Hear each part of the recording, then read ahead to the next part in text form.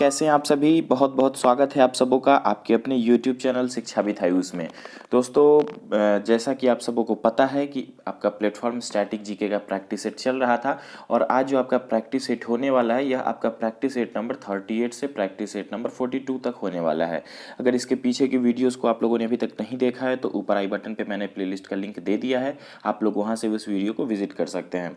साथ ही दोस्तों static GK आप सबों के लिए काफ़ी इंपॉर्टेंट होने वाला है। रेलवे के एग्जाम में एनटीपीसी के एग्जाम रिव्यू को देख रहे होंगे तो हर दिन आज के भी डेट में अगर आप देखेंगे तो काफ़ी ज़्यादा क्वेश्चन जो है सो आपका स्टैटिक जीके से पूछा गया है। आपका एग्जाम जो है सो शुरू से एग्जाम का लेवल जो है सो धीरे धीरे अप हो रहा है, लेकिन स्टैटिक जीके का क्या है कि स्टैटिक जीके लगातार जो है सो आपका क्वेश्चन जो है सो बढ़ता हुआ जा रहा है। तो स्टैटिक जीके पढ़ना इस लिहाजे से काफ़ी इंपॉर्टेंट हो गया है। तो स्टैटिक जीके का जो ये वीडियो सीरीज़ है प्लेटफॉर्म स्टैटिक जीके का सबों को लिए काफ़ी इंपॉर्टेंट है। तो आशा आप सबों से यही रहेगा कि वीडियो को बिना स्किप किए पूरा लास्ट तक वीडियो में बने रहिएगा। दोस्तों एक छोटा सा रिक्वेस्ट है, अगर चैनल पे नए हैं तो चैनल को सब्सक्राइब करके बेल आइकन क्लिक कर लीजिएगा। साथ ही अगर वीडियो पसंद आ रही होगी तो वीडियो को जरूर लाइक कीजिएगा और वीडियो को ज़्यादा से ज़्यादा अपने फ्रेंड सर्कल में शेयर कीजिए। एक छोटा सा रिक्वेस्ट है हमारी तरफ से। तो आइए बिना देर के हम लोग स्टार्ट करते हैं अपना वीडियो, जो कि हमारा फर्स्ट प्रैक्टिस सेट नंबर होने वाला है, प्रैक्टिस सेट नंबर 38। तो आइए देखते हैं प्रैक्टिस सेट नंबर 38 का first number question. First question है फ्रेंड्स कि विलियम डैरिम्पल की किताब सिटी ऑफ डिगिंस किस भारतीय शहर से संबंधित है। ठीक है, बुक का क्या नाम है तो सिटी ऑफ डिगिंस, किस भारतीय शहर से संबंधित है यह किताब। तो यह जो है सो आपका दिल्ली से संबंधित एक किताब है। ठीक है, किससे संबंधित तो दिल्ली से। किसके द्वारा लिखी गई है तो विलियम डैरिम्पल के द्वारा। और किस शहर से संबंधित किताब है तो दिल्ली से। बुक का क्या नाम है तो सिटी ऑफ डिगिंस। तो फर्स्ट नंबर प्रश्न के लिए राइट आंसर होगा आपका ऑप्शन नंबर ए। नेक्स्ट देखते हैं फ्रेंड्स, नेक्स्ट क्वेश्चन है क्वेश्चन नंबर 2 की निम्नलिखित में से किस पुरस्कार को भारतीय राष्ट्रपति प्रदान करते हैं। तो नीचे जो है सो आपके कुछ ऑप्शन दिए गए हैं, आइए चेक करते हैं कौन कौन सा है। तो फर्स्ट ऑप्शन है आपका भारत रत्न। तो देखिए भारत रत्न जो है यह राष्ट्रपति के द्वारा ही दिया जाता है। परमवीर चक्र की बात करेंगे तो यह भी पुरस्कार राष्ट्रपति के द्वारा दिया जाता है। शौर्य चक्र भी आपके राष्ट्रपति के द्वारा ही दिया जाता है। तो ऑप्शन नंबर डी जो है सो इस प्रश्न के लिए राइट आंसर हो जाएगा। ठीक है, कि सभी के सभी पुरस्कार क्या है राष्ट्रपति के द्वारा प्रदान किए जाते हैं। एक बार देख लेते हैं भारत रत्न के बारे में। तो देखिए भारत रत्न जो है सो भारत का सर्वोच्च जो है सो नागरिक सम्मान है। इसकी शुरुआत आपकी कब हुई तो 1954 में इसकी शुरुआत हुई थी। साथ में देख लीजिए सब, अगर एक बार इसके ऑर्डर को देख लेते हैं तो देखिए आपका जो सिविलियन प्राइज होता है भारत का, तो उसमें जो है सो सबसे नीचे कोई पदक होता है तो वह होता है आपका पद्मश्री। ठीक है, सबसे नीचे पद्मश्री होता है। फिर पद्मश्री से ऊपर का जो किसी को सम्मान मिलता है तो वह होता है आपका पद्म भूषण। ठीक है, वह क्या होता है पद्म भूषण होता है। फिर अगर उसके ऊपर की बात करेंगे तो वह आपका होता है पद्म विभूषण। याद करना काफ़ी आसान है, पहले पद्मश्री फिर भूषण और विभूषण के बाद फिर विभूषण। ठीक है, विभूषण और सबसे लास्ट में और सबसे सर्वोच्च होता है आपका भारत रत्न अवार्ड। ठीक है, भारत रत्न अवार्ड। बाकी देख लेते हैं जैसे परमवीर चक्र है और शौर्य चक्र, तो ये दोनों जो है सो आपके वीरता के रूप में जो है सो दिया जाता है। तो वीरता चक्र भी जो है सो आपकी कई प्रकार की होते हैं, तो उनका भी एक क्रम है, अगर चाहें तो उसको भी देख सकते हैं, देख लेते हैं एक बार उसको भी। तो देखिए वीरता में जो है सो सबसे आपका नीचे से शुरू होता है, सबसे पहले होता है शौर्य चक्र। ठीक है, सबसे पहले आपका शौर्य चक्र दिया जाता है। शौर्य चक्र की बात करेंगे, शौर्य चक्र के आगे तो इसके बाद कीर्ति चक्र। ठीक है, शौर्य चक्र के बाद कीर्ति चक्र से सम्मानित किया जाता है। कीर्ति चक्र की आगे की बात करेंगे तो कीर्ति चक्र के बाद अशोक चक्र। ठीक है, कीर्ति चक्र के बाद अशोक चक्र। कौन कौन सा हो गया तो शौर्य चक्र, कीर्ति चक्र, अशोक चक्र। अशोक चक्र के बाद बात करेंगे तो काफ़ी आसान है, वीर चक्र। वीर के बाद फिर महावीर चक्र और महावीर के बाद परमवीर चक्र। तो परमवीर चक्र जो है वीरता के लिए सर्वोच्च जो है सो पुरस्कार होता है। ठीक है, परमवीर चक्र वीरता के लिए सर्वोच्च पुरस्कार और भारत रत्न जो होता है सो मतलब सिविलियन के लिए सबसे सर्वोच्च पुरस्कार होता है भारत के लिए। नेक्स्ट है क्वेश्चन नंबर 3 को देखेंगे तो 3 नंबर क्वेश्चन पूछा जा रहा है कि भारत की मान्यता प्राप्त किसी भी भाषा में उत्कृष्ट योगदान हेतु दिया जाने वाला पुरस्कार है। ठीक है, तो दिया जाने वाला कौन सा पुरस्कार हो जाएगा किसके लिए तो मान्यता प्राप्त भाषा में उत्कृष्ट योगदान के लिए। तो यह दिया जाता है किस लिए तो भारतीय ज्ञानपीठ पुरस्कार हो जाएगा। ठीक है, भारतीय ज्ञानपीठ पुरस्कार क्या हो जाएगा तो उत्कृष्ट योगदान के लिए दिया जाता है किसमें तो भाषा के क्षेत्र में। और कौन कौन से भाषा में यह पुरस्कार दिया जाता है तो यह पुरस्कार जो है सो आपका दिया जाता है जो कि आपके संविधान की 8वीं अनुसूची में। ठीक है। संविधान की 8वीं अनुसूची में जितनी भी भाषाएं शामिल हैं, ठीक है, कुल 22 भाषाएं शामिल है भारत के 8वीं अनुसूची में, तो उन सभी 22 भाषाओं के लिए जो है सो भारतीय ज्ञानपीठ पुरस्कार दिया जाता है। अगर ज्ञानपीठ पुरस्कार के संबंध में देखेंगे तो इसकी स्थापना आपको 1961 में हुई थी, लेकिन सबसे फर्स्ट अवार्ड जो है सो 1965 में दिया गया था। और किसको दिया गया था, तो पीछे भी मैंने बताया था जी शंकर कुरूप को, ठीक है। सबसे पहला ज्ञानपीठ पुरस्कार किसको मिला था, तो 1965 में जी शंकर कुरूप को। और किस भाषा के लिए, तो मलयालम भाषा के लिए इनको यह पुरस्कार दिया गया था। तो प्रश्न से राइट आंसर होगा आपका ऑप्शन नंबर ए। साथ ही देख लेते हैं आपका एक है वाचस्पति पुरस्कार, ठीक है। तो वाचस्पति पुरस्कार जो है यह आपका दिया जाता है के बिरला फाउंडेशन के द्वारा, ठीक है। के बिरला फाउंडेशन के द्वारा यह पुरस्कार दिया जाता है। और यह भी एक प्रकार का देखेंगे तो साहित्यिक पुरस्कार ही है, लेकिन यह जो है सो सिर्फ संस्कृत भाषा के लिए दिया जाता है, ठीक है। यह जो है सो केवल संस्कृत भाषा के लिए दिया जाने वाला पुरस्कार है। क्या नाम है, वाचस्पति पुरस्कार। किसके द्वारा दिया जाता है, तो के बिरला फाउंडेशन के द्वारा। साथ में अशोक चक्र के बारे में मैंने ऊपर डिस्कस कर दिया कि वीरता चक्र है आपका। नेक्स्ट है क्वेश्चन नंबर 4 देखते हैं कि तानसेन सम्मान किस राज्य सरकार ने शुरू किया। तो देखिए पीछे भी यह आपका पूछा गया था प्रश्न कि तानसेन सम्मान जो है सो किस राज्य सरकार ने शुरू किया है, तो यह मध्य प्रदेश राज्य ने, ठीक है। 4th के लिए राइट आंसर होगा ऑप्शन नंबर बी। तानसेन सम्मान जो है सो मध्य प्रदेश सरकार के द्वारा दिया जाने वाला पुरस्कार है।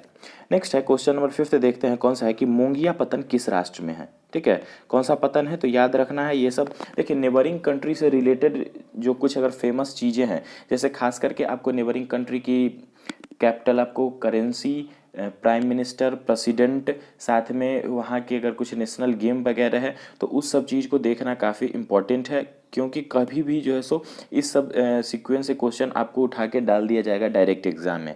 तो नेबरिंग कंट्री से रिलेटेड जो है सो आप लोग हर चीज़ को जो पूरे अच्छे तरीके से अपडेट कर लीजिएगा।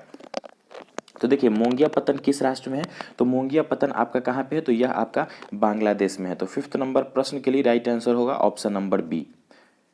नेक्स्ट है क्वेश्चन नंबर 6 है कि उच्चतम न्यायालय, ठीक है, उच्चतम न्यायालय की प्रथम महिला न्यायाधीश कौन थी। तो देखिए उच्चतम न्यायालय की अगर प्रथम महिला न्यायाधीश की बात करेंगे तो सुश्री MS फातिमा बीबी, ठीक है। कौन हो जाएंगे, सुश्री MS फातिमा बीबी। किसके लिए, तो उच्चतम न्यायालय की पहली महिला न्यायाधीश के रूप में जानी जाती है। तो प्रश्न से राइट आंसर होगा ऑप्शन नंबर सी। 6th के लिए राइट आंसर क्या होगा, ऑप्शन नंबर सी।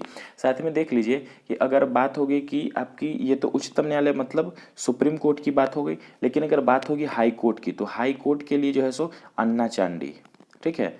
अन्ना चांडी जो है सो हाई कोर्ट की पहली महिला जज बनी थी, ठीक है। अन्ना चांडी हाईकोर्ट की पहली महिला जज बनी थी। साथ में एक और नाम है लीला सेठ का, ठीक है। तो लीला सेठ क्या थी, तो लीला सेठ जो है सो किसी भी राज्य के उच्च न्यायालय की प्रथम महिला मुख्य न्यायाधीश बनी थी, ठीक है। अन्ना चांडी आपकी सिर्फ न्यायाधीश थी और लीला सेठ जो है सो मुख्य न्यायाधीश बनी थी। और कहाँ पे, तो हिमाचल प्रदेश में, ठीक है। हिमाचल प्रदेश हाईकोर्ट की जो है सो मुख्य न्यायाधीश बनी थी। नेक्स्ट है क्वेश्चन नंबर 7 देख लेते हैं। 7th नंबर क्वेश्चन है कि रोवर्स कप किस खेल में विजेता टीम को दिया जाता है। तो देखिए रोवर्स कप जो है सो किस खेल में दिया जाता है, तो रोवर्स कप आपका फुटबॉल के खेल में दिया जाता है, ठीक है। रोवर्स कप आसानी से याद कैसे हो जाएगा, देखिए रोवर्स कप को फुटबॉल से कैसे रिलेट करना है, तो देखिए रोनाल्डो सबों को पता होगा, ठीक है। रोनाल्डो जो है काफ़ी आपके फेमस प्लेयर हैं फुटबॉल के, ठीक है। तो यहाँ भी रो है, यहाँ भी रो है, तो मतलब रोबर्ट से थोड़ा सा इमेजिनेशन सेट कर लीजिए कि रोबर्ट शायद जो है सो मतलब ऐसा इमेजिनेशन सेट करना, ऐसा है नहीं, ठीक है, कि रोबर्ट जो है सो रोनाल्डो के याद में या फिर रोनाल्डो की स्मृति में रोनाल्डो को सम्मानित करने के लिए दिया जाता है किस खेल में, तो फुटबॉल में, ठीक है। किस खेल में दिया जाता है, तो फुटबॉल में दिया जाने वाला पुरस्कार है। तो प्रश्न से आपका क्या होगा, राइट आंसर 7th के लिए ऑप्शन नंबर ए हो जाएगा। नेक्स्ट है क्वेश्चन नंबर 8 कि कौन सा ग्रैंड स्लैम क्रिकेट टूर्नामेंट घास के कोर्ट में खेला जाता है। तो देखिए कुल आपके 4 ग्रैंड स्लैम होते हैं, French open, Australian open, Wimbledon और US ओपन।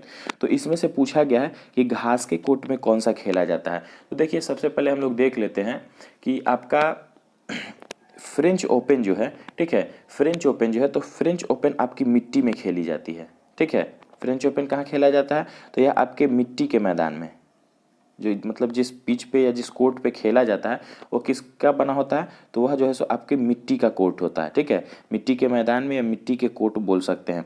साथ में अगर बात करते हैं आपकी ऑस्ट्रेलियन ओपन की, तो ऑस्ट्रेलियन ओपन जो होता है, ऑस्ट्रेलियन ओपन आपका खेला जाता है हार्ड कोर्ट में, ठीक है, ऑस्ट्रेलियन ओपन जो है सो आपका हार्ड कोर्ट में खेला जाता है। यूएस ओपन की बात करेंगे तो यूएस ओपन भी आपका हार्ड कोर्ट में खेला जाता है, मतलब ऑस्ट्रेलियन ओपन और यूएस ओपन दोनों आपका हार्ड कोर्ट का खेल है, ठीक है, हार्ड कोर्ट में खेला जाता है। और विंबलडन की बात करेंगे तो विंबलडन जो होगा यह आपका खेला जाता है घास के कोर्ट में, ठीक है, विंबलडन घास कोर्ट में खेला जाता है। तो एक बार सबों को देख लीजिए, फ्रेंच ओपन आपका मिट्टी में, ऑस्ट्रेलियन और यूएस ओपन आपके हार्ड कोर्ट में, और विंबलडन जो होगा यह घास के कोर्ट में खेला जाएगा। तो प्रश्न से देखेंगे तो प्रश्न से राइट आंसर होगा आपका ऑप्शन नंबर सी।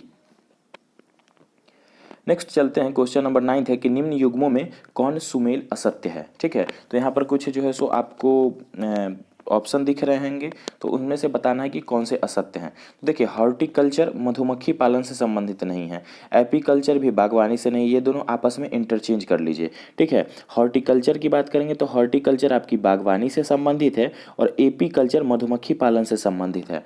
बाकी नेक्स्ट देखते हैं, थर्ड नंबर ऑप्शन पीसीकल्चर मत्स्य पालन से संबंधित है, यह आपका सही है। फोर्थ है विटीकल्चर, तो विटीकल्चर भी अंगूर की खेती से संबंधित है। तो निम्न युग्मों में कौन सुमेल असत्य है, तो 1 और 2 किस में होगा देख लीजिए जो ऑप्शन है आपका। तो 9th के लिए राइट आंसर होगा ऑप्शन नंबर सी।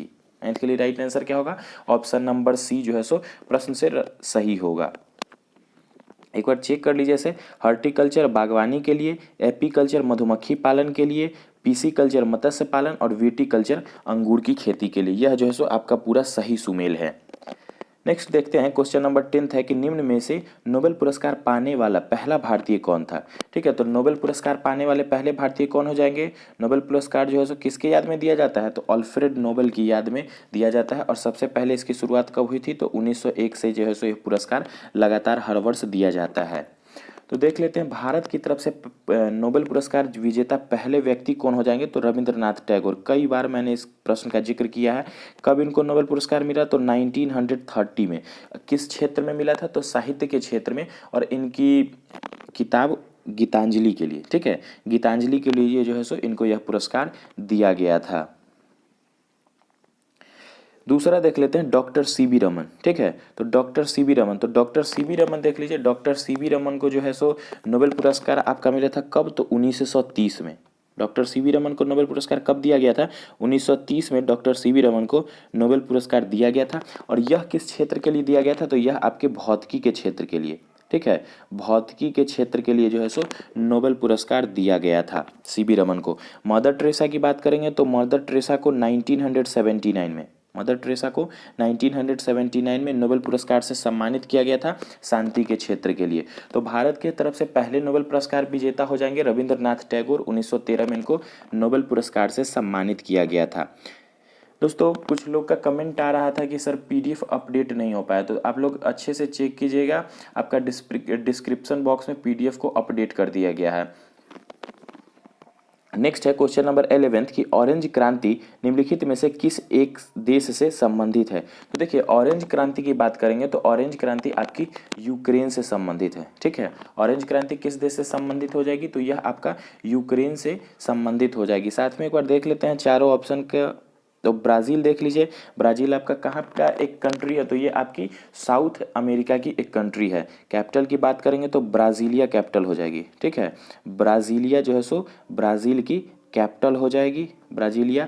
और ब्राज़ील में आपका क्या है, सबसे ज़्यादा कॉफ़ी उत्पादन करने वाला देश है ब्राज़ील, सबसे ज़्यादा कॉफ़ी उत्पादन करने वाला देश हो जाएगा ब्राज़ील। साथ में अगर सूडान की बात करेंगे तो सूडान जो है सो आपका एक अफ्रीकन कंट्री है। सूडान की कैपिटल की बात करेंगे तो इसका कैपिटल हो जाएगा खार्तूम, ठीक है, खार्तूम इसका कैपिटल हो जाएगा। म्यांमार एशियन कंट्री है, नई पैदाब इसका क्या हो जाएगा, कैपिटल हो जाएगा। और यूक्रेन की बात करेंगे तो यूक्रेन का कैपिटल हो जाएगा कीव, ठीक है, यूक्रेन का कैपिटल क्या हो जाएगा, कीव इसका कैपिटल हो जाएगा। नेक्स्ट है क्वेश्चन नंबर 12 देख लेते हैं कि मॉन्ट्रियल प्रोटोकॉल किससे संबंधित है। कई बार प्रश्न भी पूछा गया है इससे। तो देखिए, मॉन्ट्रियल प्रोटोकॉल जो है यह ओजोन की क्षीणता पर नियंत्रण करने के लिए एक सम्मेलन किया गया था, ठीक है। मॉन्ट्रियल प्रोटोकॉल है क्या है, तो ओजोन के लेयर में जो छेद हो रहा है या फिर ओजोन संरक्षण को लेके जो है सो एक आपका सम्मेलन किया गया था। कब यह मॉन्ट्रियल प्रोटोकॉल का सम्मेलन हुआ था, तो 1987 में, ठीक है। 1987 में मॉन्ट्रियल प्रोटोकॉल जो है सो मॉन्ट्रियल प्रोटोकॉल का जो मीटिंग था वो कब किया गया, 1987 में।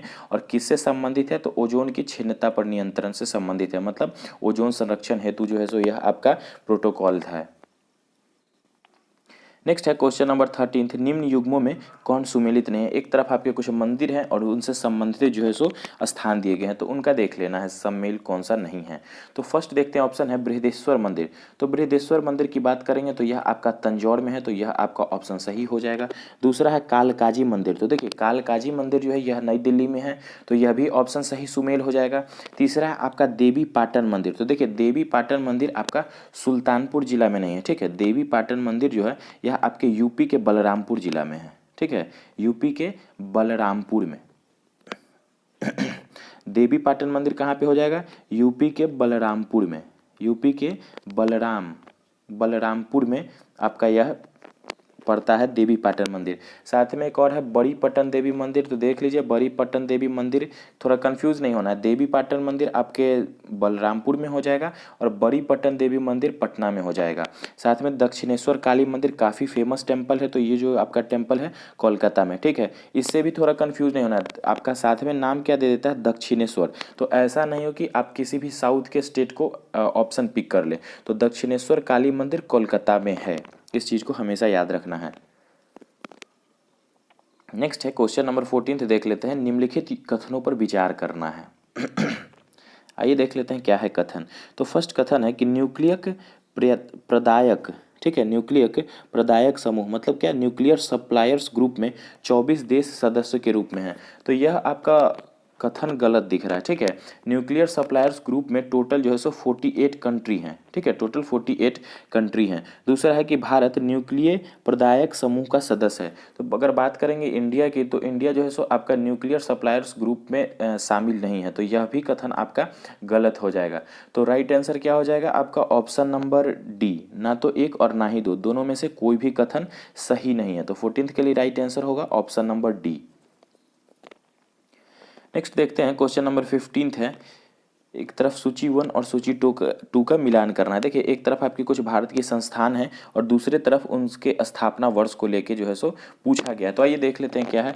पहला है आपकी ललित कला अकादमी। तो देखिए ललित कला अकादमी की स्थापना 1954 में की गई थी, ठीक है। ललित कला अकादमी की स्थापना 1954 में की गई। राष्ट्रीय डिजाइन संस्थान की बात करेंगे तो इसकी स्थापना 1961 में की गई। कलकत्ता एशियोटिक सोसाइटी की स्थापना 1784 में और फिल्म फाइनेंस कॉरपोरेशन की स्थापना 1960 में की गई थी। तो इस तरह से देखेंगे तो सही कूट होगा आपका ऑप्शन नंबर ए। 15 के लिए राइट आंसर क्या हो जाएगा, ऑप्शन नंबर ए सही कूट हो जाएगा।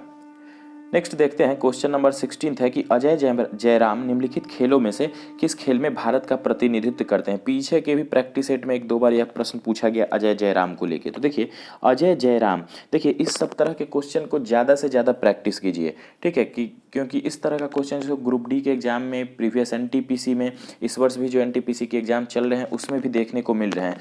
तो जो खेल हैं और उनसे संबंधित खिलाड़ी, ठीक है, तो सभी खिलाड़ी को नहीं देखना है, देखना है किनको है, तो जो कि अभी हाल में किसी भी पदक को जीते हैं, चाहे वह नेशनल लेवल पे कोई पदक हो, इंटरनेशनल लेवल पे हो, या फिर किसी भी आपकी अथॉरिटी का या किसी चैरिटी का गेम हो, तो वहाँ पे अगर कोई पदक जीत रहे हैं तो उनको लेके जो है सो थोड़ा सा आपको नॉलेज रखना पड़ेगा। और थोड़ा सा अगर आप अवेयर रहेंगे, आप न्यूज़पेपर देखें या फिर सोशल नेटवर्किंग से आप जुड़े हैं, किसी भी तरह का, फेसबुक ही क्यों ना हो, फेसबुक पे भी बहुत ऐसे पेज होते हैं जहाँ पे जो है सो आपको इन्फॉर्मेटिव नॉलेज वगैरह मिलते रहते हैं, तो आप लोग उसको भी फॉलो कर सकते हैं।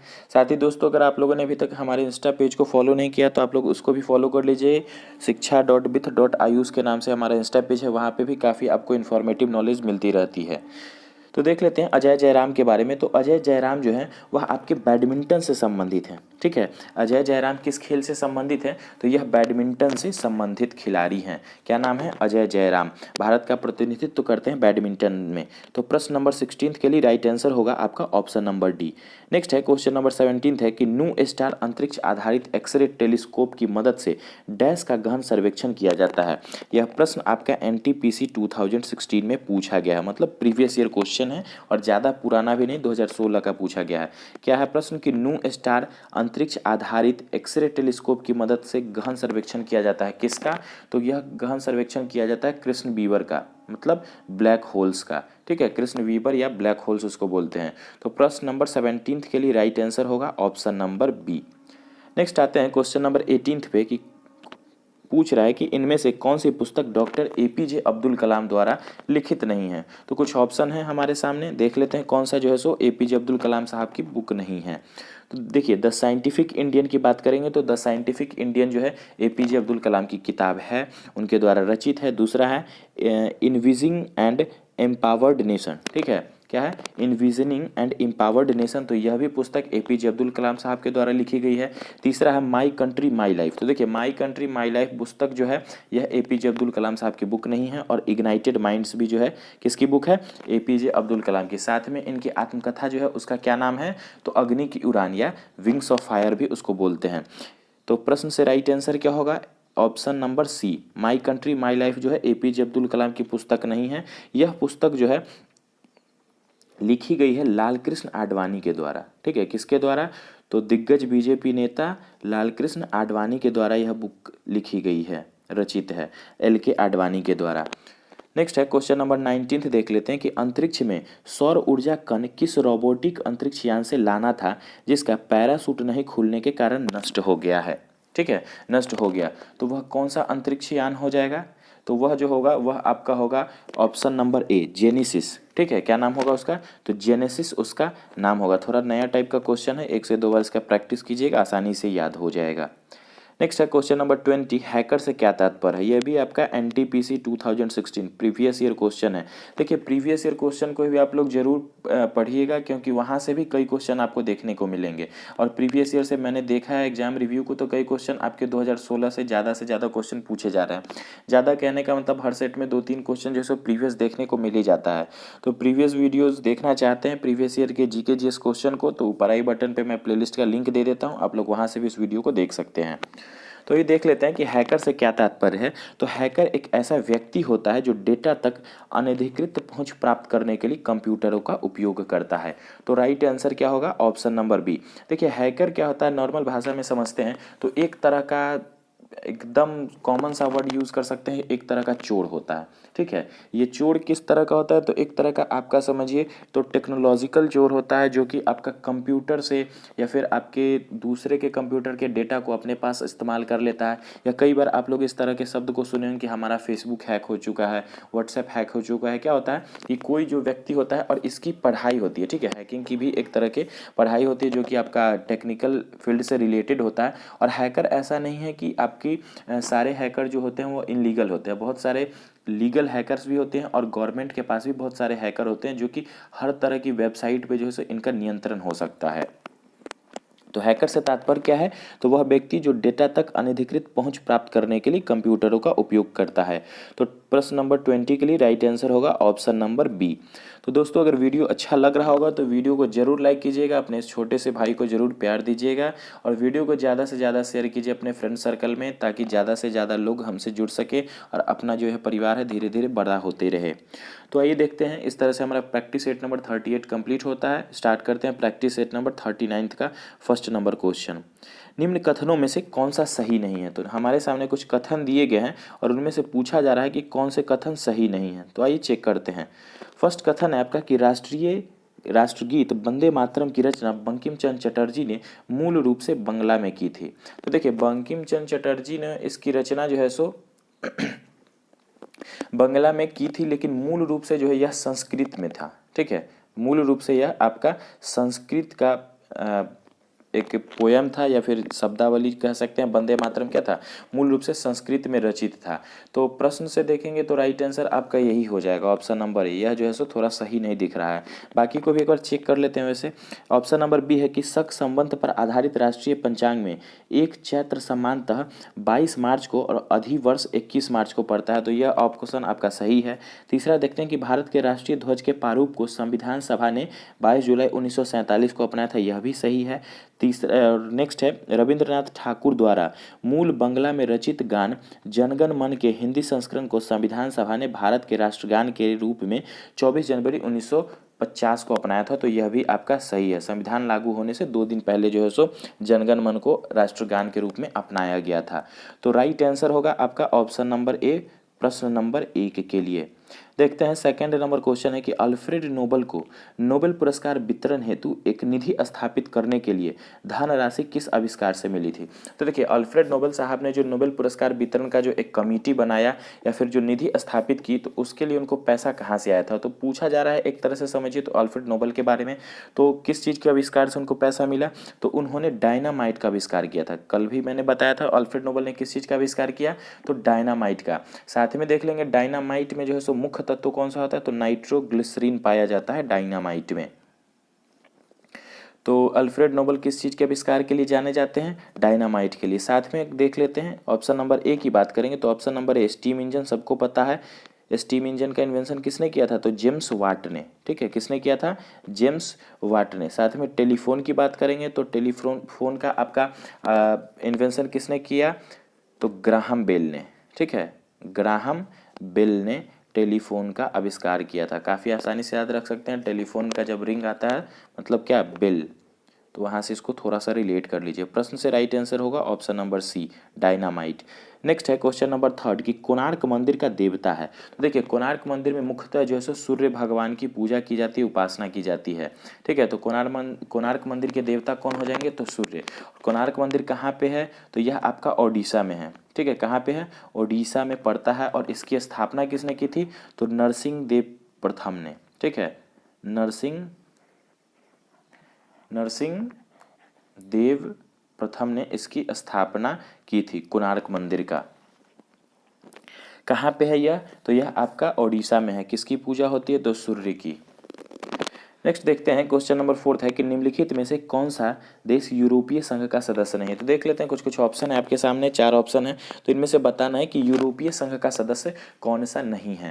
तो देखिए अल्बेनिया जो है ऑप्शन नंबर ए, यह आपका यूरोपीय संघ का सदस्य नहीं है। ठीक है, अल्बेनिया जो है एक देश है और जो कि यूरोपीय संघ का सदस्य नहीं है। बाकी देख लेते हैं ऑप्शन एक बार, तो एस्टोनिया हो गया, यूनान है और लाटविया, तीनों के तीनों आपके क्या है, यूरोपीय संघ के सदस्य हैं। देखिए यूरोपीय संघ के जितने भी सदस्य हैं पूरा याद करना तो संभव नहीं है, लेकिन आप लोग क्या कीजिए 2 से 3 बार उसको रिकॉल करते रहिएगा, तो आपका क्या होगा कि कोई ना जो अलग होगा वो थोड़ा सा आपको दिख जाएगा।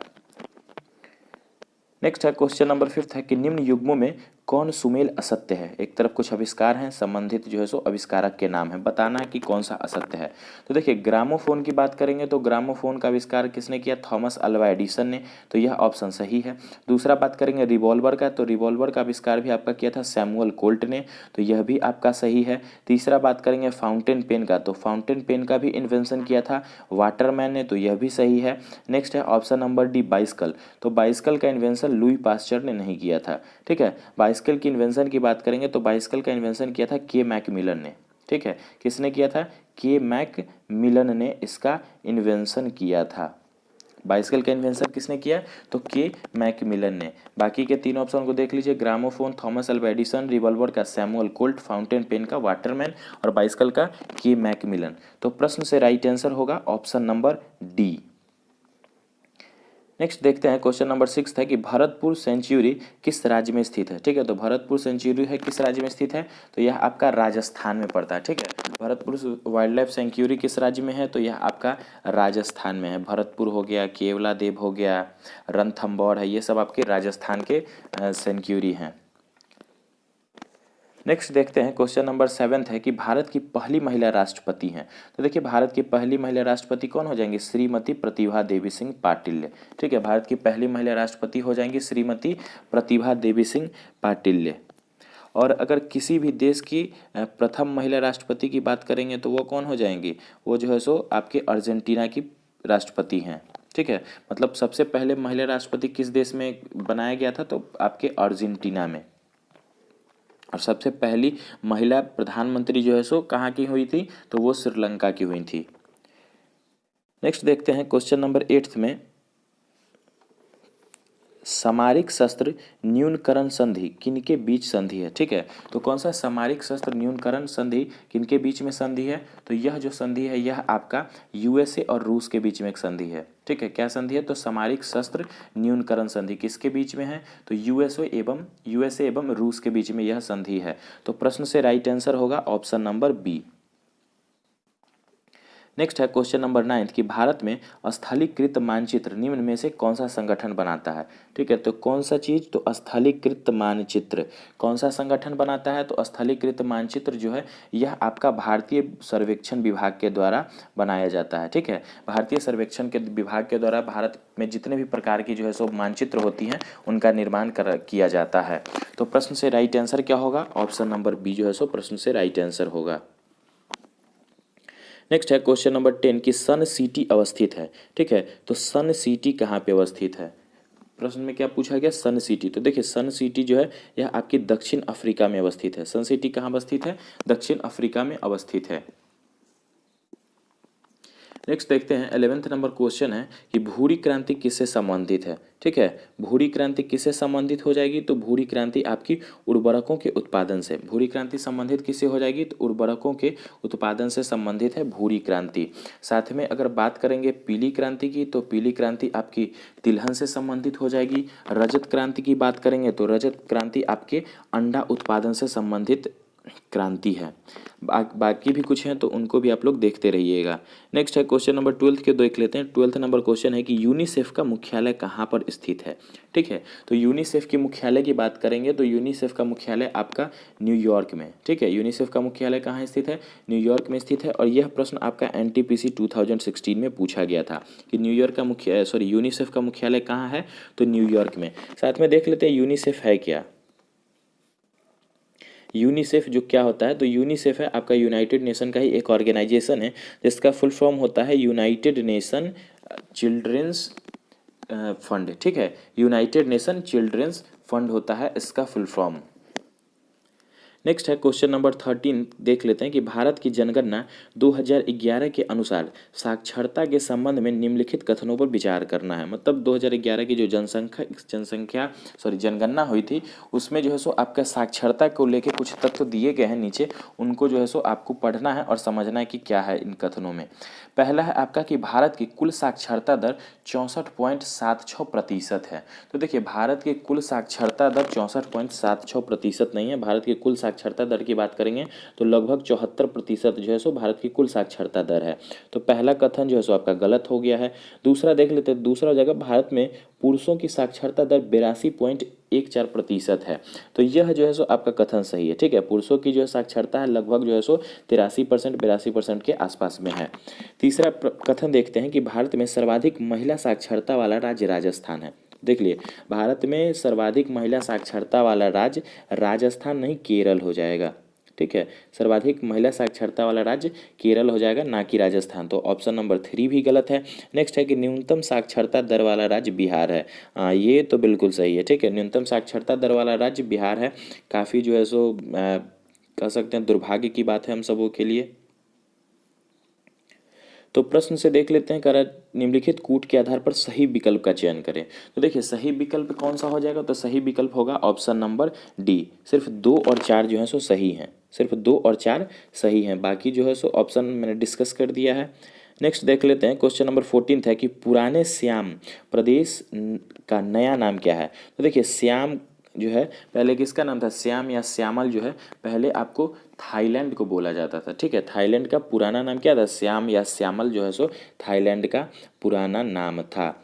बात करेंगे म्यांमार की, तो म्यांमार का पुराना नाम बर्मा था। ठीक है, वर्मा हो जाएगा म्यांमार का पुराना नाम। अगर कंबोडिया के पुराना नाम की बात करेंगे तो कंबोडिया का भी एक पुराना नाम है। कंबोडिया को पहले कंपूचिया बोला जाता था। ठीक है, कंबोडिया को पहले क्या, कंपूचिया बोला जाता था। कंबोडिया को पहले कंपूचिया बोला जाता था। तो प्रश्न से देखेंगे तो प्रश्न से राइट आंसर होगा ऑप्शन नंबर बी।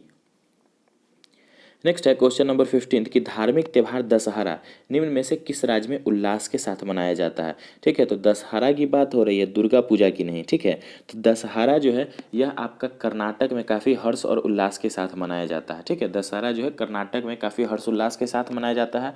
और अगर बात करेंगे दुर्गा पूजा की, तो दुर्गा पूजा आपका वेस्ट बंगाल में काफ़ी हर्षोल्लास के साथ मनाया जाता है। गणेश पूजा की बात करेंगे तो गणेश पूजा आपका महाराष्ट्र का एक बहुत ही हर्ष और उल्लास से के साथ मनाया जाने वाला त्यौहार है। छठ पूजा सबों को पता है बिहार यूपी के लिए बहुत बड़ा महापर्व है हमारा, और काफ़ी आस्था के साथ जो है सो जुड़ा हुआ है।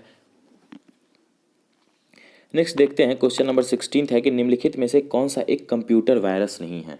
ठीक है, कुछ ऑप्शन है, तो पहला ऑप्शन है यहाँ दिख रहा है, एड्स जो है कोई कंप्यूटर वायरस नहीं, एक ह्यूमन वायरस होता है। बाकी 3 कंप्यूटर वायरस को देख लेते हैं। एक है आपका अन्ना कुर्निकोवा, डॉन या ब्रेन। ठीक है, ये सभी क्या हैं, ये कंप्यूटर वायरस हैं। एड्स की बात करेंगे तो एड्स आपका कंप्यूटर वायरस नहीं है, ह्यूमन वायरस है। इसका फुल फॉर्म क्या होता है, तो इसका फुल फॉर्म होता है अक्वायर्ड इम्यूनो डिफिशियंसी सिंड्रोम। ठीक है, एड्स का फुल फॉर्म क्या होता है, तो acquired immuno deficiency syndrome AIDS का फुल फॉर्म होता है, और यह क्या है, एक संक्रामक रोग होता है। तो प्रश्न से राइट आंसर होगा आपका ऑप्शन नंबर ए। नेक्स्ट है क्वेश्चन नंबर 17 की AQI से क्या अभिप्राय है। ठीक है, तो कई बार पूछा भी गया है, काफ़ी आसान है। AQI क्या होता है, तो AQI का फुल फॉर्म होता है एयर क्वालिटी इंडेक्स। क्या होता है, एयर क्वालिटी इंडेक्स इसका फुल फॉर्म होता है। AQI से अभिप्राय क्या है, तो एयर क्वालिटी इंडेक्स, हवा की गुणवत्ता को जांचने में जो है सो इसका यूज़ किया जाता है AQI का। तो प्रश्न से राइट आंसर होगा ऑप्शन नंबर बी। नेक्स्ट देखते हैं क्वेश्चन नंबर 18 है कि निम्नलिखित में से भिन्न ज्ञात करना है। तो पहला है ECS, RTGS, NEFT और EMI। तो देखिए, अगर भिन्न की बात करेंगे तो ऑप्शन नंबर डी जो है सो प्रश्न के लिए राइट आंसर हो जाएगा EMI। EMI जो है यह आपका इंश्योरेंस के क्षेत्र से आता है। बाकी के तीनों ऑप्शन आपके बैंकिंग के क्षेत्र से आते हैं। ठीक है, अगर चारों ऑप्शन को बात करेंगे तो चारों ऑप्शन आपका इकोनॉमिकली चीज़ है, लेकिन आपका EMI जो है यह आपका इंश्योरेंस क्षेत्र से है। बाकी के तीनों ऑप्शन जो है ये आपके बैंकिंग क्षेत्र से एक तरह से आते हैं। तो अगर चारों को देख लेते हैं, एक बार फुल फॉर्म देख लेते हैं सबका। तो ECS जो होता है, ECS का फुल फॉर्म होता है इलेक्ट्रॉनिक क्लियरेंस सर्विस। ठीक है, इलेक्ट्रॉनिक क्लियरेंस सर्विसेज। बात करेंगे अगर RTGS की, तो RTGS का फुल फॉर्म होता है real time gross settlement. NEFT का फुल फॉर्म होता है नेशनल इलेक्ट्रॉनिक फंड ट्रांसफ़र। और EMI क्या होता है, इक्वेटेड मंथली इंस्टॉलमेंट। ठीक है, चारों को आप लोग लिख लीजिएगा अगर नहीं पता होगा तो एक बार देख लीजिए फिर से। ECS क्या होता है, इलेक्ट्रॉनिक क्लियरेंस सर्विस। RTGS होता है real time gross settlement. NEFT हो जाएगा नेशनल इलेक्ट्रॉनिक फंड ट्रांसफ़र। और EMI हो जाएगा इक्वेटेड मंथली इंस्टॉलमेंट। नेक्स्ट है क्वेश्चन नंबर 19 की अंग्रेजी IB क्या है। यह भी आपका NTPC 2016 में पूछा गया प्रश्न है। ठीक है, अंग्रेजी IB क्या है, तो अंग्रेजी IB एक प्रकार का वृक्षलता मतलब वेल है। ठीक है, क्या है, वेल है। नेक्स्ट है क्वेश्चन नंबर 20 और इस प्रैक्टिस सेट का लास्ट क्वेश्चन है कि अद्वितीय प्रयोगात्मक शहर ऑरेविल कहाँ स्थित है। यह भी NTPC 2016 में पूछा गया प्रश्न है।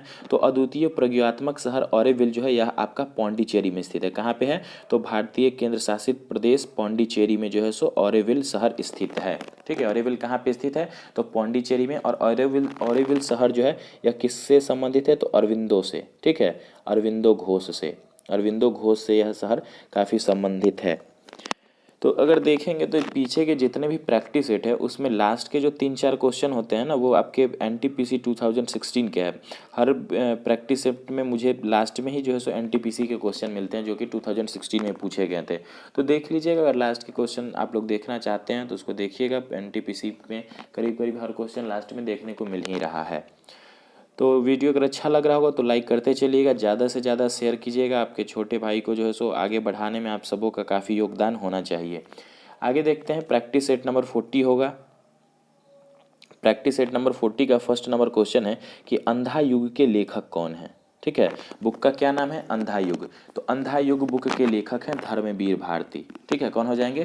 धर्मवीर भारती। साथ ही इनकी एक और बुक है, काफ़ी फेमस है, सूर्य का सातवां घोड़ा। ठीक है, सूर्य का सातवां घोड़ा किनकी रचना है? तो धर्मवीर भारती की।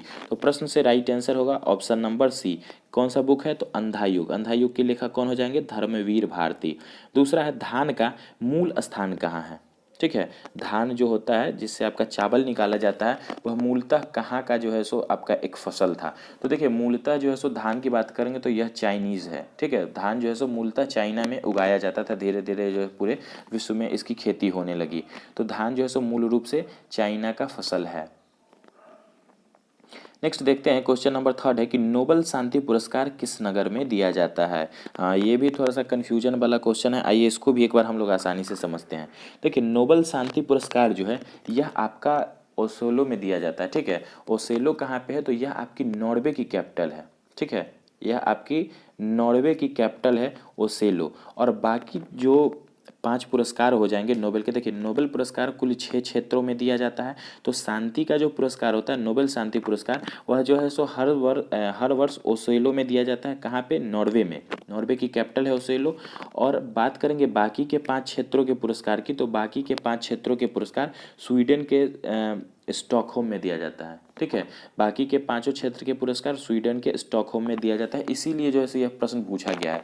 नोबेल शांति पुरस्कार हर वर्ष आपको ओसेलो में दिया जाता है और बाकी के 5 पुरस्कार स्टॉकहोम में दिया जाता है। तो प्रश्न से राइट आंसर क्या होगा? Option number C. नेक्स्ट है क्वेश्चन नंबर फोर्थ कि किसी भी क्षेत्र में असाधारण, ठीक है, किसी भी क्षेत्र में असाधारण एवं लब्ध प्रतिष्ठित सेवा के लिए किसी व्यक्ति को राष्ट्रपति द्वारा प्रदत्त सर्वोच्च असैनिक पुरस्कार का नाम क्या है? ठीक है, तो असैनिक पुरस्कार की बात हो रही है और कौन सा? तो सर्वोच्च, तो भारत रत्न हो जाएगा। पीछे भी मैंने बताया था कि असैनिक पुरस्कार और सर्वोच्च होना चाहिए भारत के लिए, तो कौन सा हो जाएगा राष्ट्रपति के द्वारा दिया जाने वाला? तो यह हो जाएगा भारत रत्न। प्रश्न से राइट आंसर क्या होगा? Option number A, highest civilian award है इंडिया का, कौन सा? भारत रत्न। और बाकी भी मैंने पीछे 4 ऑप्शन डिस्कस किया था, एक बार फिर देख लीजिए। सबसे नीचे का बात करेंगे तो पद्मश्री सबसे नीचे से होगा, इससे थोड़ा सा ऊपर का पदक पद्म भूषण है, उससे ऊपर पद्म विभूषण है और सबसे सर्वोच्च पुरस्कार भारत रत्न है। नेक्स्ट देखते हैं, क्वेश्चन नंबर 5 है कि प्रवासी भारतीयों की सहायतार्थ भारतीय समुदाय कल्याण कोष कब अस्तित्व में आया था? ठीक है, तो प्रवासी भारतीय की सहायतार्थ भारतीय समुदाय कल्याण कोष कब अस्तित्व में आया था? तो यह आपका 1 जनवरी 2009 को। ठीक है, कब से अस्तित्व में आया? तो 1 जनवरी 2009 को अस्तित्व में आया था। साथ ही देख लेते हैं कि प्रवासी भारतीय दिवस कब मनाया जाता है? तो प्रवासी भारतीय दिवस 9 जनवरी को। ठीक है, 9 जनवरी को प्रवासी भारतीय दिवस मनाया जाता है। क्यों? क्योंकि 9 जनवरी 1915 को महात्मा गांधी जी दक्षिण अफ्रीका से भारत आए थे, तो उसी दिन को जो है सो प्रवासी भारतीय दिवस के रूप में हम लोग मनाते हैं। नेक्स्ट है क्वेश्चन नंबर 6 की बात करेंगे तो निम्नलिखित में से कौन सी जोड़ी सुमेलित नहीं है? ठीक है, एक तरफ कुछ स्टेडियम है और उनसे संबंधित स्थान है, तो उनका हम लोग देख लेते हैं कि कौन सा सुमेलित नहीं है। पहले देखिए, पहला है बारावती स्टेडियम। देखिए बारावती स्टेडियम की बात करेंगे तो बारावती स्टेडियम आपका कहाँ पे हो जाएगा? कटक में। ठीक है, बारावती स्टेडियम कटक में, तो यह आपका सुमेलित है। बारावती स्टेडियम कटक में सुमेलित है। दूसरा है आपका सवाई मानसिंह स्टेडियम, तो सवाई मानसिंह स्टेडियम जयपुर में है, यह भी सुमेलित है। तीसरा है नेहरू स्टेडियम, तो नेहरू स्टेडियम चेन्नई में है, यह भी सुमेलित है। ग्रीन पार्क, तो ग्रीन पार्क आपका लखनऊ में नहीं होगा। ठीक है, ग्रीन पार्क स्टेडियम जो है यह आपका कानपुर में है। ग्रीन पार्क स्टेडियम कहाँ पे हो जाएगा? कानपुर में हो जाएगा। तो प्रश्न से राइट आंसर कौन सा हो जाएगा? राइट आंसर होगा प्रश्न से ऑप्शन नंबर डी। बाकी फिर से देख लीजिए, बारावती स्टेडियम कटक में, सवाई मानसिंह स्टेडियम जयपुर में, नेहरू स्टेडियम चेन्नई में और ग्रीन पार्क कानपुर में हो जाएगा। नेक्स्ट है क्वेश्चन नंबर 7 कि न खत्म होने वाली कहानी किसकी आत्मकथा है? ठीक है, तो न खत्म होने वाली कहानी किसकी आत्मकथा है? तो यह जो है पूर्व प्रधानमंत्री वीपी सिंह की आत्मकथा है। ठीक है, विश्वनाथ प्रताप सिंह, क्या नाम है उनकी आत्मकथा का? तो न खत्म होने वाली कहानी। बाकी टीएन शेषन के बारे में देख लेंगे तो यह आपके पूर्व चुनाव आयुक्त थे। अमिताभ बच्चन सबों को पता है। सोनिया गांधी के बारे में बात करेंगे तो कांग्रेस के अध्यक्ष रह चुकी हैं और सबसे बड़ी लीडर भी हैं कांग्रेस की। पूर्व प्रधानमंत्री राजीव गांधी की पत्नी, देश के सबसे होनहार व्यक्ति राहुल गांधी की माता जी हैं। नेक्स्ट है क्वेश्चन नंबर 8 कि मोहिनी अट्टम नृत्य मूल रूप से विकसित हुआ। ठीक है, तो देखिए मोहिनी अट्टम नृत्य जो है कई बार प्रश्न आया है, कई बार। अगर ये सब प्रश्न आप लोग को नहीं याद होता है तो काफ़ी मेहनत करने की ज़रूरत है। जितने भी प्रश्न नृत्य में अट्टम शब्द लगे हैं सबों को केरल के साथ कनेक्ट कीजिए। ठीक है, मोहिनी अट्टम मूल रूप से कहाँ से, तो केरल से संबंधित है। आंध्र प्रदेश से संबंधित नृत्य कौन सा हो जाएगा, तो कुचिपुड़ी। तमिलनाडु से भरतनाट्यम। और ओडिशा में कौन सा नृत्य होता है शास्त्रीय, तो ओडिसी। नेक्स्ट है क्वेश्चन नंबर 9 को देख लेते हैं कि शून्य की खोज किसने की थी। ठीक है, तो शून्य की खोज किसने की थी, तो शून्य की खोज किया था आर्यभट्ट ने। ठीक है, शून्य का खोज किसने किया था, आर्यभट्ट ने। तो 9th के लिए राइट आंसर होगा ऑप्शन नंबर बी। ठीक है, 9th के लिए राइट आंसर क्या होगा, ऑप्शन नंबर बी। शून्य का खोज किसने किया, आर्यभट्ट ने किया था।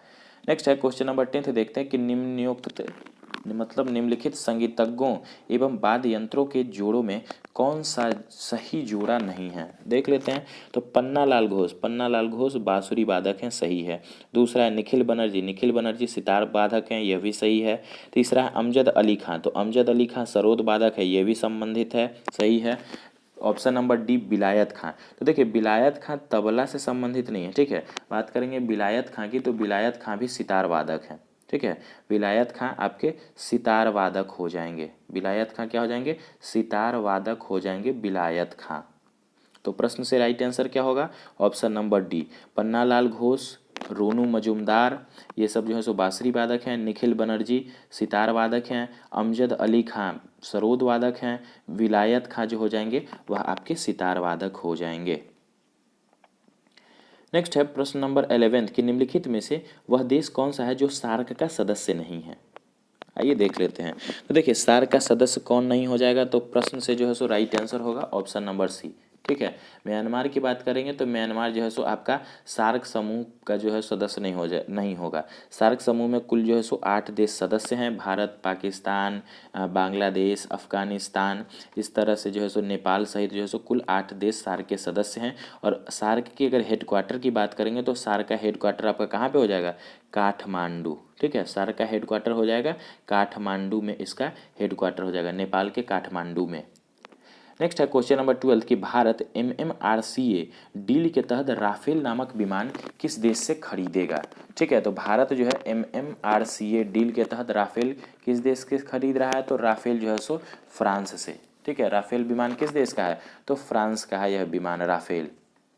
तो प्रश्न से राइट आंसर होगा option number C. Bharat Rafale विमान किस देश से खरीद रहा है, तो फ्रांस से।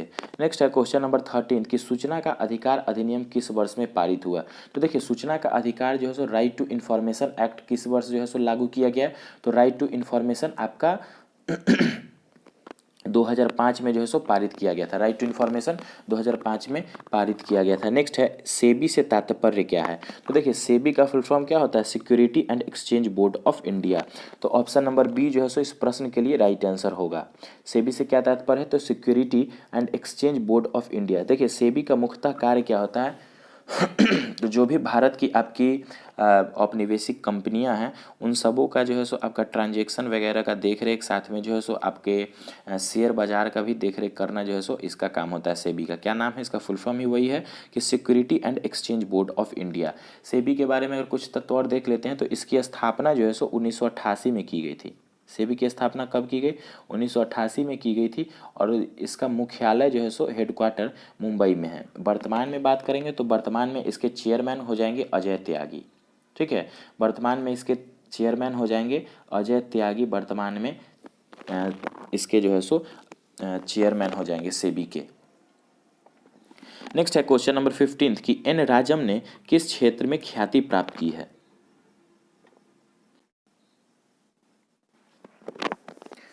तो ये देखते हैं क्या है प्रश्न कि एन राजम ने किस क्षेत्र में ख्याति प्राप्त की है। तो देखिए एन राजम की बात करेंगे तो एन राजम जो हो जाएंगे यह आपके वायलिन के क्षेत्र में ख्याति इनको प्राप्त है। ठीक है, वायलिन के क्षेत्र में इनको ख्याति प्राप्त है, मतलब क्या है, वायलिन वादक हो जाएंगे कौन, एन राजम। तो प्रश्न से राइट आंसर क्या हो जाएगा, ऑप्शन नंबर सी। ठीक है, ऑप्शन नंबर सी जो होगा सो राइट आंसर होगा। नेक्स्ट है क्वेश्चन नंबर 16। पीछे भी कल के भी वीडियो में जो है यह क्वेश्चन आपको देखने को मिला होगा। तो क्वेश्चन नंबर 16 है कि डॉक्टर सलीम मोइनुद्दीन अली अब्दुल किसके लिए प्रसिद्ध हैं। देखिए डॉक्टर सलीम अली पूरा नाम क्या है, डॉक्टर सलीम मोइनुद्दीन अली अब्दुल किसके लिए प्रसिद्ध हैं, तो यह आपके पक्षी वैज्ञानिक हैं। ठीक है, भारत के प्रमुख पक्षी वैज्ञानिक हैं और साथ में भारत में जो है सो पक्षियों को संरक्षण के लेके बहुत सारा जो है सो इनका सराहनीय योगदान रहा है। तो सलीम अली कौन हो जाएंगे, तो पक्षी विज्ञानी हो जाएंगे और भारत के काफ़ी प्रख्यात हैं। और इनको क्या बोला जाता है, तो इनको बर्ड्समैन बोला जाता है। ठीक है, बर्ड्स, ठीक है, बर्ड्समैन बोला जाता है। डॉक्टर सलीम अली को क्या बोला जाता है, बर्ड्समैन। मतलब भारत का बर्ड्समैन किसे कहते हैं, तो डॉक्टर सलीम अली को किसके लिए जाने जाते हैं, तो पक्षी वैज्ञानी के लिए। Option number A right answer होगा 16 के लिए। नेक्स्ट है प्रश्न नंबर 17 देख लेते हैं कि एक सहकारी समिति में पालन किए जाने वाले सिद्धांत कौन से हैं। ठीक है, तो सहकारी समिति में पालन किए जाने वाले सिद्धांत कौन से हो जाएंगे, तो यह हो जाएगा एक आदमी एक वोट। ठीक है, एक आदमी एक वोट। तो प्रश्न नंबर 17 के लिए राइट आंसर होगा ऑप्शन नंबर बी। नेक्स्ट है क्वेश्चन नंबर 18 देखते हैं कि Indira Gandhi memorial tulip garden कहाँ पर है। ठीक है, तो Indira Gandhi memorial tulip garden जो है यह आपका स्थित हो जाएगा श्रीनगर में। ठीक है, कहाँ पे स्थित है यह गार्डन, तो यह गार्डन आपका श्रीनगर में स्थित है। साथ में देख लीजिए रॉक गार्डन, तो रॉक गार्डन कहाँ पे हो जाएगा, रॉक गार्डन आपके चंडीगढ़ में। किसने बनवाया था रॉक गार्डन का निर्माण, तो रॉक गार्डन का निर्माण करवाया था नेकचंद ने। ठीक है, रॉक गार्डन का निर्माण किसने करवाया, नेकचंद ने। नेक्स्ट देखते हैं क्वेश्चन नंबर 19 है कि 4 साल में एक बार घटने वाली घटना को किस रूप में वर्णित किया जाता है। तो जो घटना 4 साल में एक बार घटती है उसको क्या बोलेंगे, तो चतुर्वार्षिक बोलेंगे। ठीक है, क्या बोलेंगे, चतुर्वार्षिक बोलेंगे, क्वाड्रेनल। ठीक है, क्या बोलेंगे, क्वाड्रेनल। क्वाड से मतलब ही होता है आपका 4। ठीक है, क्वाड अगर किसी के साथ लगा हो तो उसका न्यूमेरिक वैल्यू 4 होगा या 4 साल में घटेगी, या फिर उसका कोई वैल्यू होगा जो वो 4 से रिलेटेड होगा। ऑक्टा की बात करेंगे तो ऑक्टा आपका 8 से संबंधित होगा। बाकी भी देख लेते हैं ऑप्शन क्या है, तो बाकी है वेनियल, तो वेनियल हो जाएगा, द्विवार्षिक हो जाएगा। पेरिनियल भी बहुवार्षिक, ये भी 2 वर्ष के लिए इस्तेमाल होता है। ट्रेनियल की बात करेंगे तो त्रिवार्षिक, मतलब 3 वर्ष के अंतराल पर होने वाली घटना के लिए कौन सा शब्द इस्तेमाल होता है, तो ट्रेनियल।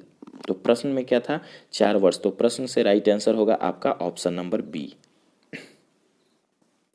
नेक्स्ट है, और इस प्रैक्टिस सेट नंबर 40 का लास्ट क्वेश्चन है कि वह कौन सा सुरक्षा बल है जो केंद्रीय गृह मंत्रालय के तहत नहीं आता है। ठीक है, तो मतलब होम मिनिस्ट्री के अंतर्गत कौन सा आपका जो है सो नीचे के सुरक्षा बल हैं जो नहीं आते हैं। तो देखिए सशस्त्र सीमा बल आते हैं आपके केंद्रीय गृह मंत्रालय के अंतर्गत।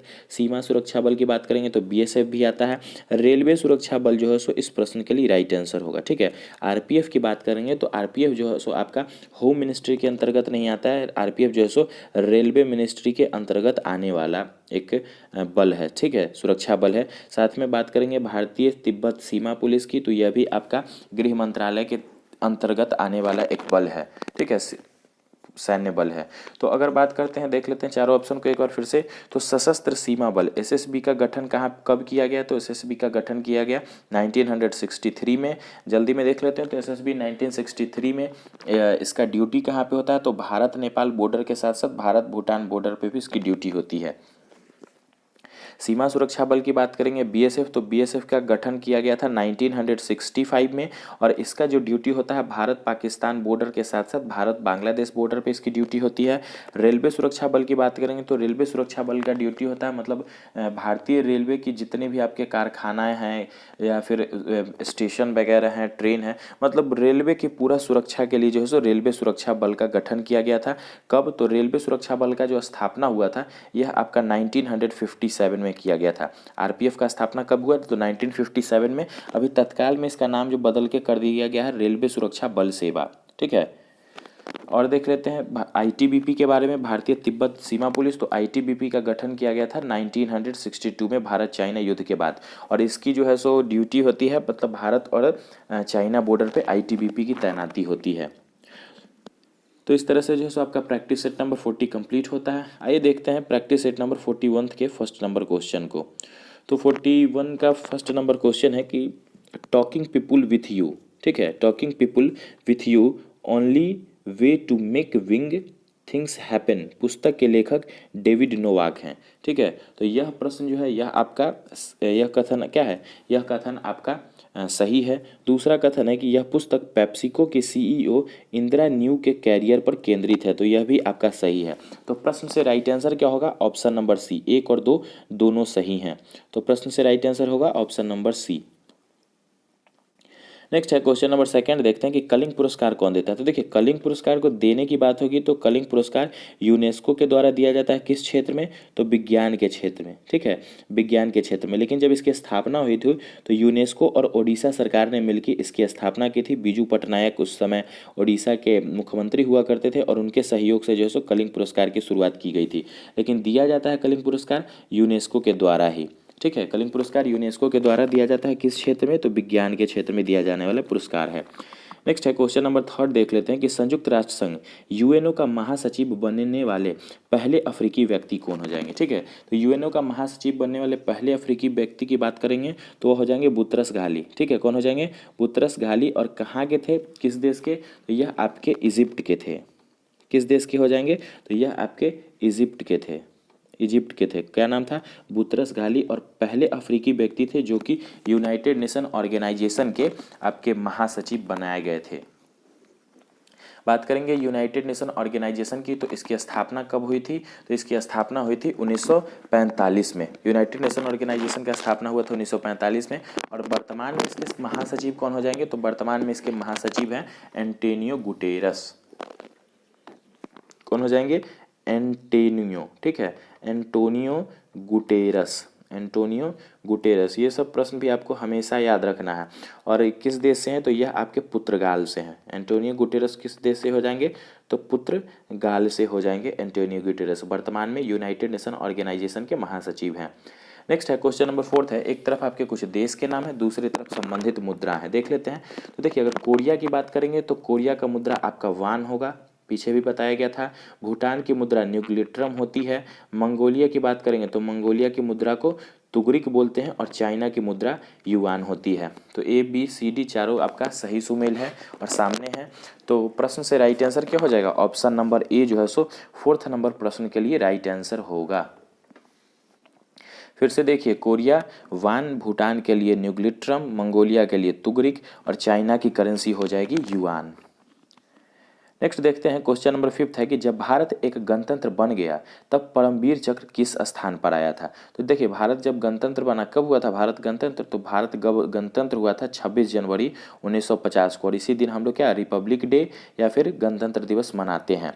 तो परमवीर चक्र के किसके स्थान पर आ गया था, तो परमवीर चक्र जो है विक्टोरिया क्रॉस के स्थान पर। पहले जो है सो परमवीर चक्र को विक्टोरिया क्रॉस का नाम दिया गया था, नाम नहीं दिया गया था, मतलब पहले जो है सो विक्टोरिया क्रॉस के रूप में जो है सो यह पुरस्कार था। और अब जो है सो यह परमवीर चक्र के रूप में दिया जाता है। तो प्रश्न से राइट आंसर क्या होगा, ऑप्शन नंबर ए इस प्रश्न के लिए राइट आंसर हो जाएगा। नेक्स्ट है प्रश्न नंबर 6 कि विश्व खाद्य पुरस्कार प्राप्त करने वाला पहला व्यक्ति कौन हो जाएगा। तो देखिए विश्व खाद्य पुरस्कार प्राप्त करने वाले पहले व्यक्ति हो जाएंगे एम एस स्वामीनाथन। ठीक है, कौन हो जाएंगे, एम एस स्वामीनाथन। कौन थे एम एस स्वामीनाथन, तो भारतीय हरित क्रांति का जनक कहा जाता है। ठीक है, क्या कहा जाता है, भारतीय हरित क्रांति का जनक कहते हैं। भारतीय हरित क्रांति के जनक किसको कहते हैं, तो डॉक्टर एम एस स्वामीनाथन को। ठीक है, डॉक्टर एम एस स्वामीनाथन को। और अगर सिर्फ भारत ना रहे, सिर्फ पूछा जाए कि हरित क्रांति का जनक कौन हो जाएंगे, तो डॉक्टर नॉर्मन बोरलॉग हो जाएंगे हरित क्रांति के जन्मदाता या जनक। और भारत में के संदर्भ में पूछा जाएगा तो डॉक्टर एम एस स्वामीनाथन इस प्रश्न के लिए राइट आंसर होगा। प्रश्न में पूछा गया था विश्व खाद्य पुरस्कार पहले किसे मिला था, तो एम एस स्वामीनाथन को। प्रश्न से राइट आंसर होगा ऑप्शन नंबर सी सही होगा।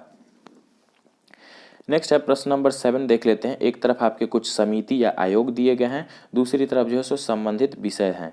तो ये देख लेते हैं। पहला है आपका सुरेश तेंदुलकर समिति। ठीक है, तो सुरेश तेंदुलकर समिति की बात करेंगे तो सुरेश तेंदुलकर समिति गरीबी रेखा पॉवर्टी लाइन से संबंधित एक आयोग बनाया गया था। नर्सिंग समिति की बात करेंगे तो यह आपके बैंकिंग सुधार के क्षेत्र में समिति था। तीसरा है राजा चलैया समिति, तो यह आपका टैक्स सुधार मतलब कर सुधार से संबंधित था। चौथा है मदन मोहन पुंछी आयोग, तो यह आपका और केंद्र और राज्य के संबंध में जो है सो शक्तियों का बंटवारा था, उससे रिलेटेड जो है सो यह आयोग आपका बनाया गया था। तो देख लीजिए प्रश्न से जो है सो सही कूट हो जाएगा आंसर के लिए ऑप्शन नंबर ए। ठीक है, ऑप्शन नंबर ए। फिर से एक बार देख लीजिए, इस तरह के आयोग वाले प्रश्न को भी जरूर पढ़िएगा। तो सुरेश तेंदुलकर समिति गरीबी रेखा से संबंधित, नरसिंह समिति बैंकिंग क्षेत्र से, राजा चेलैया समिति कर सुधार से और मदन मोहन पुंछी आयोग केंद्र राज्य संबंध से। नेक्स्ट चलते हैं क्वेश्चन नंबर 8 पे। 8 नंबर क्वेश्चन है कि CBF से क्या अभिप्राय है। तो CVF जो है, इससे अभिप्राय क्या है, तो इससे अभिप्राय है क्लाइमेट वेनरेबल फोरम। ठीक है, क्या हो जाएगा, क्लाइमेट वेनरेबल फोरम हो जाएगा इसका फुल फॉर्म CBF का। तो प्रश्न से राइट आंसर होगा ऑप्शन नंबर बी। नेक्स्ट देखते हैं क्वेश्चन नंबर 9 है कि नायलॉन के आविष्कार के साथ निम्न में से कौन संबंधित है।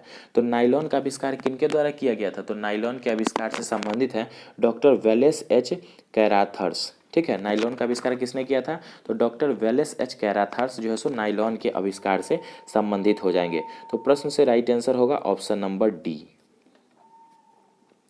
नेक्स्ट देखते हैं क्वेश्चन नंबर 10 है कि म्यांमार की मुद्रा है। ठीक है, म्यांमार की मुद्रा है। तो देखिए, म्यांमार की जो मुद्रा है उसको क्या बोला जाता है, तो म्यांमार की मुद्रा को क्यात बोला जाता है। ठीक है, म्यांमार की मुद्रा को क्यात बोला जाता है।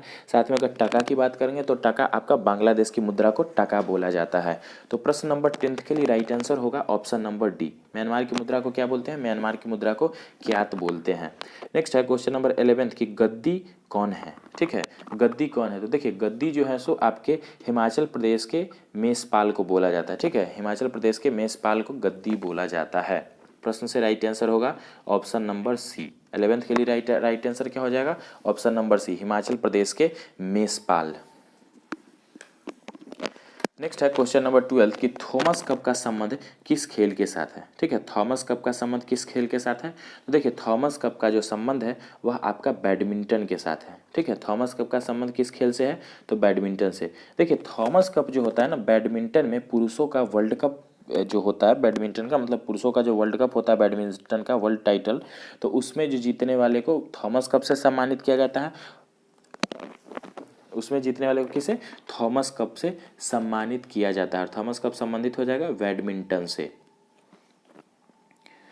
नेक्स्ट देखते हैं क्वेश्चन नंबर 13 है कि निम्नलिखित में से एंटी टैंक निर्देशित मिसाइल फायर एंड फॉरगेट किसे कहते हैं। ठीक है, एंटी टैंक निर्देशित मिसाइल फायर एंड फॉरगेट किसे कहते हैं, तो यह कहते हैं नाग को। ठीक है, फायर एंड फॉरगेट मतलब क्या है कि एक बार जब फायर हो जाता है उसके बाद एकदम भूल जाइए, वह जो क्या वापस नहीं हो सकता है। फायर एंड फॉरगेट मिसाइल है नाग।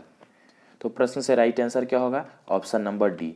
नेक्स्ट है क्वेश्चन नंबर 14 की राष्ट्रीय फिल्म पुरस्कार किसके द्वारा प्रदान किया जाता है। तो देखिए राष्ट्रीय फिल्म पुरस्कार जो है यह आपका सूचना एवं प्रसारण मंत्रालय के द्वारा प्रदान किया जाने वाला पुरस्कार है। ठीक है, सूचना एवं प्रसारण मंत्रालय के द्वारा दिया जाने वाला पुरस्कार है कौन सा, राष्ट्रीय फिल्म पुरस्कार। साथ में मानव संसाधन विकास मंत्रालय का नया नाम क्या कर दिया गया है, तो इसका नया नाम हो गया है शिक्षा मंत्रालय। और वर्तमान में शिक्षा मंत्री कौन हो जाएंगे, तो डॉक्टर रमेश निशंक पोखरियाल जो है सो वर्तमान में शिक्षा मंत्री हो जाएंगे। आइए देख लेते हैं क्वेश्चन नंबर 15 है कि आंग सान सू की कहाँ की मूल निवासी हैं। तो देखिए आंग सान सू की जो है सो यह आपकी म्यांमार की मूल निवासी हैं। ठीक है, म्यांमार की मूल निवासी थी जिनकी हत्या कर दी गई थी और वहाँ की जो है सो एक राजनीतिज्ञ थी। ठीक है, राजनीतिज्ञ थी और तत्कालीन जो है सो एक तरह का समझ सकते हैं तो धार्मिक के साथ साथ राजनीतिक भी दृष्टिकोण से इनकी हत्या कर दी गई थी। काफ़ी पॉपुलर रही थी इनकी हत्या की कहानी। ठीक है, तो आंग सान सू की कौन हो जाएंगी, तो म्यांमार की जो है मूल निवासी हो जाएंगी। तो प्रश्न से राइट आंसर होगा ऑप्शन नंबर बी। और यह प्रश्न भी आपका NTPC 2016 का ही प्रश्न है। नेक्स्ट देखते हैं क्वेश्चन नंबर 16 है कि निम्नलिखित में से कौन सा इस समूह से संबंधित नहीं है। तो देख लेते हैं, आपका पांडा ग्लोबल है, रैबिट है, अवास्टा है और कैस्पर्सकी है। ठीक है, तो देखिए आपका रैबिट जो होगा सो इस प्रश्न के लिए राइट आंसर होगा। ठीक है, ऑप्शन नंबर बी जो होगा सो इस प्रश्न के लिए राइट आंसर होगा। रैबिट की बात करेंगे तो रैबिट आपका एक प्रकार का एनिमल है, सबों को बात पता है। साथ में ये जो तीनों है, पांडा भी एक एनिमल होता है लेकिन यहाँ पे पांडा ग्लोबल हो, अवास्टा है और कॉर्सपैकी है, ये तीनों जो है सो आपके एक ऑनलाइन वेबसाइट है जो कि आपके डिफरेंट ऑर्गेनाइजेशन या फिर डिफरेंट प्लेटफॉर्म के लिए वर्क करते हैं। तो प्रश्न से राइट आंसर होगा ऑप्शन नंबर बी। रैबिट जो है सो तीनों में डिफरेंट है, चारों में। नेक्स्ट है क्वेश्चन नंबर 17 की बात करेंगे तो दिल्ली में संसद भवन का निर्माण किस अवधि के दौरान किया गया था। तो देखिए दिल्ली में भी नया संसद भवन भी बनाया जाने वाला है, लेकिन पुराना जो संसद भवन है उसके बारे में पूछा गया है कि उसका निर्माण जो है सो किस कालखंड में किया गया था, किस समय के अंतराल में किया गया था। तो वह जो है सो आपका 1921 से 1927 के बीच में बनाया गया था। ठीक है, दिल्ली में संसद भवन का निर्माण जो है सो 1921 से 1927 के बीच में बनाया गया था। और उसके डिजाइन करता कौन थे? तो भारत में जो संसद भवन है दिल्ली में, उसके डिजाइन करता है सर एडविन लुटिनियस। सर एडविन लुटिनियस और साथ में हर्बर्ट बेकर। ठीक है, सर एडविन लुटिनियस और हर्बर्ट बेकर हो जाएंगे इसके डिज़ाइन करता। नेक्स्ट देखते हैं क्वेश्चन नंबर 18 है कि निम्नलिखित में से किसे ब्लैक ब्यूटी कहा जाता है। ठीक है, तो ब्लैक ब्यूटी किसे कहा जाता है? तो ब्लैक ब्यूटी कहा जाता है मार्स से एक कोयले के रंग का पत्थर। ठीक है, मार्स से एक कोयले के रंग के पत्थर को ब्लैक ब्यूटी का नाम दिया गया है। साथ ही ब्लैक ब्यूटी एक ट्रेन का भी नाम था। किस ट्रेन का नाम था? आप लोग कमेंट बॉक्स में उसका जवाब दीजिए। नेक्स्ट है क्वेश्चन नंबर 19 है 700019 कहाँ का पिन कोड है। ठीक है, ये ग्रुप डी का क्वेश्चन है। ठीक है, ग्रुप डी 2018 जो अभी एग्जाम हुआ था उसका प्रश्न है ये कि 700019 कहाँ का पिन कोड है। तो देखिए, तो ऐसे पिन कोड याद रखना हर जगह का संभव नहीं है, ये लक पे डिपेंड करता है। कुछ ऐसे क्वेश्चन होते हैं जिसको कि आपको स्किप करना ही पड़ेगा। तो 700019 जो है यह आपका पिन कोड है, देख लेंगे तो पश्चिम बंगाल का। ठीक है, पश्चिम बंगाल का पिन कोड है, कलकत्ता का पिन कोड है आपका 700019। देख लीजिएगा मुख्य जो शहर हैं या फिर चारों जो आपके महानगर हैं वहाँ का पिन कोड एक बार आप लोग चेकआउट कर लीजिएगा। नेक्स्ट है क्वेश्चन नंबर 20 देख लेते हैं कि ऐसे जियो जैसे कि यह आपका आखिरी दिन हो। यह भी आपका एनटीपीसी 2016 का क्वेश्चन है कि ऐसे जिए जैसे कि यह आपका आखिरी दिन है, ऐसे सीखे कि आप हमेशा जीवित रहेंगे। यह शब्द किसके द्वारा कहे गए थे? तो देखिए, यह शब्द जो है महात्मा गांधी जी के द्वारा कहे गए शब्द हैं। ठीक है, गांधी जी के द्वारा कहे गए शब्द हैं। क्या है? कि ऐसे जियो जैसे कि यह आपका आखिरी दिन है, ऐसे सीखो कि आप हमेशा जीवित रहेंगे। तो महात्मा गांधी जी के द्वारा कहा गया यह कथन है। तो राइट आंसर होगा ऑप्शन नंबर ए। तो फ्रेंड्स, इस तरह से आपका प्रैक्टिस सेट नंबर 41 भी कंप्लीट होता है। आइए हम लोग स्टार्ट करते हैं अपना इस वीडियो के साथ साथ इस प्रैक्टिस सेट को। ठीक है, इस वीडियो का सबसे लास्ट प्रैक्टिस सेट होने वाला है प्रैक्टिस सेट नंबर 42। तो आइए देखते हैं। फर्स्ट क्वेश्चन है कि परवेज मुशर्रफ की जीवनी या जीवन कथा in the line of fire के गुप्त लेखक कौन है? ठीक है, परवेज मुशर्रफ की जीवन कथा in the line of fire के गुप्त लेखक कौन हो जाएंगे? तो इसके लेखक हो जाएंगे हुमायूं गौहर। ठीक है, हुमायूं गौहर हो जाएंगे। परवेज मुशर्रफ की आत्मकथा जीवन कथा जो है उसको किसने लिखा है? तो हुमायूं गौहर ने। क्या नाम है बुक का? तो in the line of fire. तो प्रश्न से राइट आंसर होगा ऑप्शन नंबर ए। नेक्स्ट है निम्नलिखित में से कौन सा जुर्बा नगर सही है? ठीक है, तो चार ऑप्शन है, बताना है कौन से जुर्बा नगर सही है। तो ऑप्शन नंबर ए जो है कोच्चि और एर्नाकुलम यही जुर्बा नगर आपके सही है। बाकी बेंगलोर मैसूर को जुर्बा नगर नहीं बोला जाता है, चेन्नई चिंगलपोटू को भी नहीं, मुंबई पुणे भी जुर्बा नगर नहीं है। तो कौन सा हो जाएगा प्रश्न से राइट आंसर? तो राइट आंसर होगा option number A, Cochin Ernakulam क्या हो जाएगा? जुर्बा नगर हो जाएगा। साथ ही अगर जुर्बा नगर की बात करेंगे तो हैदराबाद और सिकंदराबाद भी जुर्बा नगर हैं, आपके अहमदाबाद और गांधीनगर भी जुर्बा शहर हैं। ठीक है, तो कौन कौन सा देख लीजिए, कोची एर्नाकुलम हो जाएगा, हैदराबाद सिकंदराबाद हो जाएगा, अहमदाबाद और गांधीनगर हो जाएगा जुर्बा नगर। बाकी जो तीन ऑप्शन है बेंगलोर मैसूर, चेन्नई चिंगलपेटू, मुंबई पुणे, ये तीनों नहीं है आपका। नेक्स्ट है क्वेश्चन नंबर 3 है कि अंटार्कटिका में तीसरे भारतीय शोध केंद्र की आधारशिला जिस नाम से रखी गई है वह है। तो अंटार्कटिका में जो तीसरा भारतीय शोध केंद्र बन रहा है उसका क्या नाम रखा गया है? तो उसका नाम रखा गया भारती। ठीक है, भारती उसका नाम रखा गया है। तो प्रश्न से राइट आंसर होगा ऑप्शन नंबर बी। एक बुक था भारत भारती। ठीक है, भारत भारती, उसके लेखक कौन हैं? अगर आप सबों को पता है तो कमेंट बॉक्स में जरूर बताइएगा भारत भारती के लेखक कौन हो जाएंगे। नेक्स्ट है क्वेश्चन नंबर 4 कि न्यूमेनोमैटिक्स। ठीक है, न्यूमेनोमैटिक्स किसका अध्ययन है? तो न्यूमेनोमैटिक्स जो है यह आपका सिक्कों के अध्ययन को, ठीक है, सिक्कों के अध्ययन को आपको न्यूमेनोमैटिक्स बोला जाता है। तो प्रश्न से राइट आंसर होगा ऑप्शन नंबर ए, न्यूमेनोमैटिक्स किसको बोला जाता है? सिक्कों के अध्ययन को। नेक्स्ट है क्वेश्चन नंबर 5 कि सैनिक व सामान, ठीक है, सैनिक व सामान को अधिक ऊंचाई पर पहुंचाने सहित अपनी संचालन क्षमता बढ़ाने के लिए भारत ने अत्यधिक सशक्त हेलीकॉप्टर वायुसेना में औपचारिक रूप से शामिल किया है। इसका नाम है, तो देखिए इसका नाम क्या हो जाएगा? तो इसका नाम है आपका MI-17V5, ठीक है, क्या नाम हो जाएगा, MI-17V5। तो प्रश्न से राइट आंसर होगा ऑप्शन नंबर डी। नेक्स्ट है, निम्नलिखित में से कौन सा युग्म सुमेलित नहीं है। तो एक तरफ आपके कुछ प्रसिद्ध भारतीय लेखक हैं और संबंधित भाषा हैं, तो ये देख लेते हैं। तो और बात करेंगे अगर राजा राव की, तो राजा राव आपके तेलुगु भाषा के लेखक हैं, तो यह आपका सही है। दूसरा है गोविंद त्र्यंबको देश पांडे, तो यह मराठी लेखक हैं, यह भी सही है। तीसरा है सुब्रमण्यम भारती, तो यह तमिल लेखक हैं, यह भी सही है। नेक्स्ट है आपका ताराशंकर जोशी, तो ताराशंकर जोशी गुजराती नहीं बंगला लेखक हो जाएंगे, ठीक है। ताराशंकर जोशी गुजराती नहीं बांग्ला लेखक हैं। तो प्रश्न से राइट आंसर होगा ऑप्शन नंबर डी, ठीक है। प्रश्न से राइट आंसर क्या होगा, ऑप्शन नंबर डी इस प्रश्न के लिए राइट आंसर होगा। नेक्स्ट है क्वेश्चन नंबर 7 देख लेते हैं कि पंडित राम नारायण, ठीक है, पंडित राम नारायण ने निम्नलिखित में से किस क्षेत्र में अपनी प्रतिभा का प्रदर्शन किया है। तो पंडित राम नारायण ने जो है यह शास्त्रीय संगीत में अपनी प्रतिभा का प्रदर्शन किया है, ठीक है। तो प्रश्न से राइट आंसर होगा option number B, Pandit Ram Narayan ने किस क्षेत्र में अपनी प्रतिभा का प्रदर्शन किया है, तो शास्त्रीय संगीत में। आइए फ्रेंड्स देखते हैं हम लोग नेक्स्ट क्वेश्चन, क्वेश्चन नंबर 8 है कि फेडरेशन कप किस खेल से संबंधित है, ठीक है। तो फेडरेशन कप जो है आपका किस खेल से संबंधित है, देखते हैं नीचे के ऑप्शंस को। तो ऑप्शन नंबर 1 कुश्ती गलत है, दूसरा वाटर पोलो से भी नहीं, तीसरा ब्रिज से भी नहीं, चौथा उपयुक्त में से कोई नहीं। तो यही जो है सो इस प्रश्न के लिए राइट आंसर होगा। 8 के लिए राइट आंसर क्या होगा, ऑप्शन नंबर डी। तो देख लेते हैं फेडरेशन कप जो है आपका, मैंने एक ट्रिक भी छोटा सा दे दिया है, ट्रिक समझिए, रिलेट करने का तरीका समझिए, जो समझिए। फेडरेशन का भी फर्स्ट वर्ड फ होता है और फुटबॉल का भी फर्स्ट वर्ड फ होता है, तो दोनों को आपस में कनेक्ट कर दीजिए, ठीक है। फेडरेशन कप संबंधित है आपके फुटबॉल से, ठीक है। फेडरेशन कप किस खेल से संबंधित है, तो फुटबॉल से संबंधित खेल है। नेक्स्ट देखते हैं क्वेश्चन नंबर 9 है कि भारतीय अंतरिक्ष कार्यक्रम का उद्देश्य नहीं है। तो कुछ आपके 4 ऑप्शन है, बताना है कि इनमें से कौन सा जो उद्देश्य है भारतीय अंतरिक्ष कार्यक्रम से संबंधित नहीं है। तो देख लेते हैं, फर्स्ट नंबर ऑप्शन है कि दूर संचार का विस्तार करना, तो यह आपके भारतीय अंतरिक्ष कार्यक्रम का लक्ष्य है। दूसरा है प्राकृतिक संपदा की खोज करना, ठीक है। तो प्राकृतिक संपदा की खोज करना भी एक तरह से कह सकते हैं कि अंतरिक्ष कार्यक्रम का उद्देश्य है। तीसरा है देश की सुरक्षा की निगरानी करना, तो देखिए देश की सुरक्षा की निगरानी करना भारतीय अंतरिक्ष कार्यक्रम का उद्देश्य नहीं है, ठीक है। भारतीय अंतरिक्ष कार्यक्रम का उद्देश्य नहीं है देश की सुरक्षा की निगरानी करना। नेक्स्ट है मौसम की जानकारी प्राप्त करना, तो यह जो है सो यह भी आपका सही होगा इस प्रश्न के लिए। तो राइट आंसर क्या हो जाएगा, तो राइट आंसर होगा 9th के लिए राइट आंसर हो जाएगा आपका ऑप्शन नंबर सी।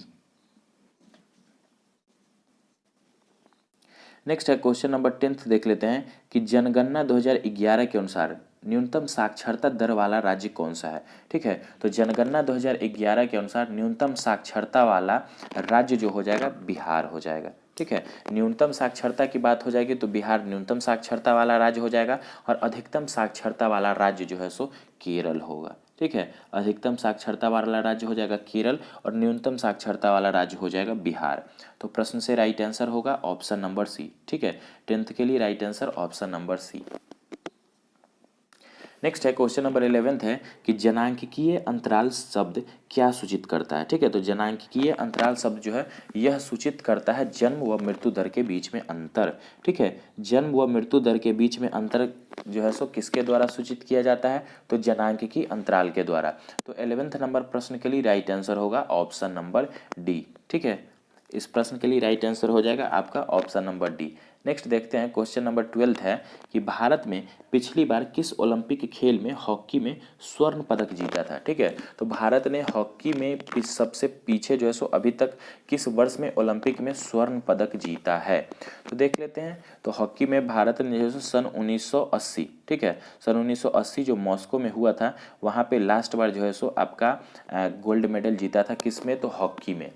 हॉकी में लास्ट बार गोल्ड मेडल कब जीता है भारत ने ओलंपिक में, तो सन 1980 मॉस्को में। प्रश्न से राइट आंसर होगा ऑप्शन नंबर सी। नेक्स्ट देखते हैं क्वेश्चन नंबर 13 है, एक तरफ आपके कुछ लोक नृत्य और संबंधित राज्य हैं। तो देखिए पहला जो है सो पूछा क्या जा रहा है प्रश्न में, कौन सा सुमेलित नहीं है, जो सुमेलित नहीं है उसको बताना है। तो देखिए झूमर हरियाणा, यही जो है सो पहला आपका जो है सुमेलित नहीं है। तो प्रश्न से राइट आंसर क्या होगा, ऑप्शन नंबर ए। देख लेते हैं झूमर जो है यह आपका हरियाणा से नहीं राजस्थान से बिलोंग करता है, ठीक है। झूमर जो है हरियाणा से नहीं राजस्थान से बिलोंग करता है। साथ में बात करेंगे तमाशा की, तो तमाशा साथ में एक और नाम याद रखिए लावनी, ठीक है। लावनी और तमाशा दोनों महाराष्ट्र की लोक नृत्य है। नेक्स्ट बात करेंगे कजरी की, तो कजरी, रासलीला ये सभी जो है सो उत्तर प्रदेश की लोक नृत्य है। और बाउल की बात करेंगे तो बाउल आपका पश्चिम बंगाल की लोक नृत्य है। तो प्रश्न से राइट आंसर क्या होगा? ऑप्शन नंबर ए, ठीक है, ऑप्शन नंबर ए प्रश्न से राइट आंसर होगा। झूमर जो है हरियाणा की लोक नृत्य नहीं है, यह आपकी राजस्थान की लोक नृत्य हो जाएगी। नेक्स्ट देखते हैं क्वेश्चन नंबर 14 है कि जंप बॉल शब्द निम्नलिखित में से किससे संबंधित है? तो जंप बॉल शब्द जो है यह आपकी संबंधित है बास्केटबॉल से, ठीक है। जंप बॉल शब्द जो है निम्नलिखित में से किससे संबंधित है? तो बास्केटबॉल की एक शब्दावली है जंप बॉल। तो प्रश्न से राइट आंसर हुआ option number C. Next question देखते हैं कि भारत में प्रिंस ऑफ वेल्स संग्रहालय का नया नाम निम्नलिखित में क्या है? तो भारत में प्रिंस ऑफ वेल्स संग्रहालय जो था उसका नया नाम क्या रखा गया? तो उसका नया नाम है छत्रपति शिवाजी संग्रहालय, ठीक है। छत्रपति शिवाजी संग्रहालय जो है सो नया नाम रखा गया किसका? तो प्रिंस ऑफ वेल्स संग्रहालय का। तो प्रश्न से राइट आंसर देखते हैं, राइट आंसर होगा ऑप्शन नंबर ए। नेक्स्ट देखते हैं, नेक्स्ट क्वेश्चन है क्वेश्चन नंबर 16 कि 2018 में रिलीज हुई फिल्म पद्मावत के निर्देशक कौन है? तो आपका प्रश्न जो है सो ग्रुप डी में पूछा गया था यह प्रश्न, ठीक है। 2018 में रिलीज हुई पद्मावत के निर्देशक कौन हो जाएंगे? तो पद्मावत के निर्देशक हो जाएंगे संजय लीला भंसाली, ठीक है। संजय लीला भंसाली जो हो जाएंगे वह पद्मावत के निर्देशक हो जाएंगे। यहाँ राजकुमार हिरानी दिख रहा है, 3 इडियट बहुत बड़ी फिल्म थी, उसके जो है सो आपके निर्देशक हो जाएंगे राजकुमार हिरानी या राजू हिरानी। एस राजमौली की बात करेंगे तो बहुत बड़ी फिल्म बाहुबली के निर्देशक हो जाएंगे एस राजमौली। करण जौहर की भी बहुत सारी मूवी हैं, देख लीजिएगा, सबको याद रखना कोई ज़रूरी नहीं है। नेक्स्ट है प्रश्न नंबर 17 देखते हैं कि यूएसए इतिहास में वह एकमात्र राष्ट्रपति कौन है जिन्होंने आज तक 2 बार गैर निरंतर अमेरिकी राष्ट्रपति के रूप में पदभार संभाला है? तो वह कौन से हो जाएंगे? तो वह राष्ट्रपति हो जाएंगे आपके ग्रोवर क्लीवलैंड, ठीक है। ग्रोवर क्लीवलैंड हो जाएंगे इस प्रश्न के लिए राइट आंसर। तो ग्रोवर क्लीवलैंड हो जाएंगे इस प्रश्न के लिए राइट आंसर। 17 के लिए राइट आंसर होगा ऑप्शन नंबर ए। नेक्स्ट देखते हैं क्वेश्चन नंबर 18 है नेपाल की पहली महिला राष्ट्रपति कौन हो जाएंगी? तो देखिए नेपाल की पहली महिला राष्ट्रपति जो कि वर्तमान में भी राष्ट्रपति हैं तो कौन हो जाएंगी? विद्या देवी भंडारी, ठीक है। नेपाल की पहली महिला राष्ट्रपति के साथ साथ वर्तमान में विद्या देवी भंडारी राष्ट्रपति हो जाएंगी। और बात करेंगे नेपाल के प्रधानमंत्री की, तो नेपाल के प्रधानमंत्री हो जाएंगे KP शर्मा ओली, पूछा जा सकता है, ठीक है। KP शर्मा ओली हो जाएंगे प्रधानमंत्री। नेक्स्ट है प्रश्न नंबर 19 की आईपी पत्ते के बिंदुसार दशमलव प्रारूप में हर सेट को क्या कहा जाता है? तो आईपी पत्ते के बिंदुसार दशमलव प्रारूप के हर सेट को कहा जाता है आपका ऑक्टेट, ठीक है। क्या बोलते हैं? ऑक्टेट, ठीक है, ऑक्टेट कहा जाता है। तो प्रश्न से राइट आंसर होगा 19 के लिए ऑप्शन नंबर बी। नेक्स्ट देखते हैं क्वेश्चन नंबर 20 है कि रेलगाड़ियों के संबंध में संक्षिप्त नाम RLWL का पूरा नाम क्या है? तो रेलगाड़ियों के संबंध में क्या शब्दावली दी गई है? RLWL। तो RLWL का पूर्ण रूप हो जाएगा रिमोट लोकेशन वेटिंग लिस्ट, ठीक है। क्या हो जाएगा? रिमोट लोकेशन वेटिंग लिस्ट इस प्रश्न के लिए राइट आंसर होगा। तो प्रश्न नंबर 20 के लिए राइट आंसर होगा ऑप्शन नंबर बी। तो फ्रेंड्स इस तरह से आपका प्रैक्टिस सेट नंबर 38 से प्रैक्टिस सेट नंबर 42 तक इस वीडियो में आपका कंप्लीट करवाया गया है। आशा करते हैं कि आप सबों को वीडियो काफ़ी पसंद आया होगा। अगर वीडियो पसंद आया हो तो लाइक के बटन को ज़रूर दबाइएगा। साथ ही अगर चैनल पर नए हैं, चैनल को अभी तक सब्सक्राइब नहीं किया है तो चैनल को ज़रूर से सब्सक्राइब करके बेल आइकन क्लिक कर लीजिएगा। साथ में वीडियो को अपने फ्रेंड सर्कल में ज़्यादा से ज़्यादा शेयर कीजिए और अपने शिक्षा विधायी उसको परिवार में जो है सो बड़ा करने में आप सब अपना एक छोटा सा योगदान दे सकते हैं। तो वीडियो में पूरा लास्ट तक बने रहने के लिए फ्रेंड्स बहुत बहुत धन्यवाद। तहे दिल से आप सबों का आभार।